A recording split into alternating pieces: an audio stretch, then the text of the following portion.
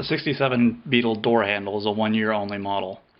There's a problem that often occurs in these where there's a guide pin in the back that breaks out of this casting. You can see if yours has the problem if you have problems locking the door with the key. And you can also see when there's a lot of play in the push button mechanism, that's also indicative of the problem. Also, while you've got the door handles out, you should label them. This one's my driver's side. I've labeled it with a D. And they're the same on both left and right on the car. A lot of people recommend flipping them when you reinstall them. This paddle right here often wears out on one side as it's pushing the locking mechanism up and down. By flipping the door handle to the other side, you often solve that problem. Let's take this thing apart. There's one screw that needs to come out from this mechanism.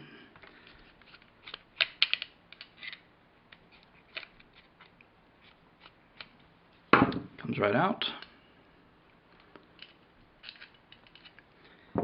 And once you've taken that screw out, you can remove the entire mechanism. Be careful, there's a little spring in there. Many 67 door handles will have a often dried out and cracked O-ring, just like this one is here. Probably can't see it against the black table. And we'll replace that when we reinstall. It's a simple 19mm O-ring. Once you have this in your hand, the slide mechanism can slide right out the back. And you'll see this hole back here. We're going to use that when we put this back together. And mine has the spring in it. If yours is missing the spring, this repair mechanism may not work for you. And you might have to go research on the Samba or somewhere else to find another solution.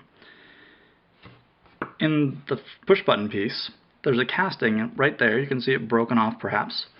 And that's what there's a cast piece guide pin that breaks off from there. We're going to use this as a backstop for our repair guide pin. If the hole is more or larger than this one here, again, this repair mechanism may not work for you because we need a backside to this to stop a screw that will go in here. We'll handle the reassembly in just a second. It's always a good idea while you have these things apart to go over them really quickly with a brass brush like this one. Get all the previous owner grease and dirt out of this mechanism. This obviously gets a lot of use every time you jump in and out of your car. This mechanism is used. Treat it right. Use a good graphite powder lubricant instead of a wet lubricant.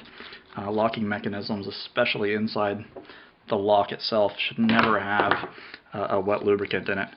And so I might use a little bit of white lithium grease on this mechanism once I finish reassembling it.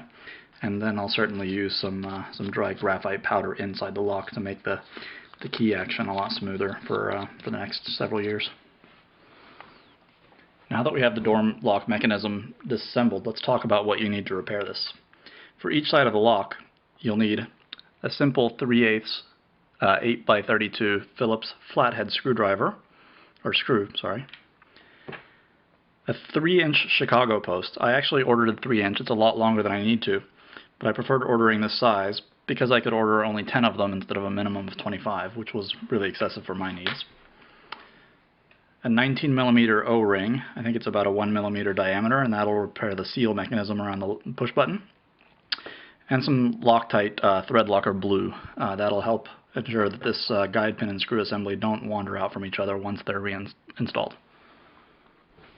The reassembly process is fairly straightforward. Take your slide mechanism and make sure you've got the hole facing out. Insert your Chicago post right through that hole. Catch the spring over the Chicago post. And then using just a touch of thread locker blue on the 8x32 screw, screw that onto your Chicago post.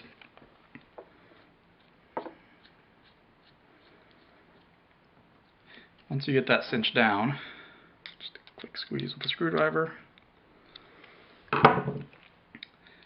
you're really almost done. It is that simple. After you have that in there, you insert the screw part into the hole that the guide pin's broken off, and then squish the slide down, making sure the spring also goes into that hole, onto that mechanism. Before you wrap this thing up, make sure you put the 19mm O-ring over your handle. Make sure that stays squeezed. Insert the entire mechanism into your door handle, making sure that the O-ring's not peeking through, which looks good. And then screw the locking mechanism back onto the handle.